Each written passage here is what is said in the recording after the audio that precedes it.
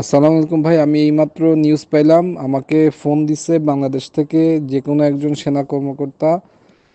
খুব গোপনে একটা ফোন দিছে, যে সে বলছে যে 100+ রয়্যাল এজেন্ট বাংলাদেশে ঢাকা শহরে ইন ডিসগাইজ এখন অপারেশনে নামছে। দে আর কিলিং হেডশট।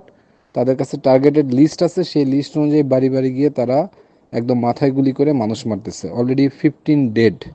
হ্যাঁ, তো এইটা একটু কাইন্ডলি বাংলাদেশে ট্রান্সমিট করেন, যেন এ ধরনের সন্দেহজনক কাউকে বাড়িঘরের আশেপাশে ঢুকতে না দেয়। যদি এরকম দেখে তাহলে যেন ইট পাটকেল যেভাবে হোক তাদেরকে প্রতিরোধ করার চেষ্টা করে।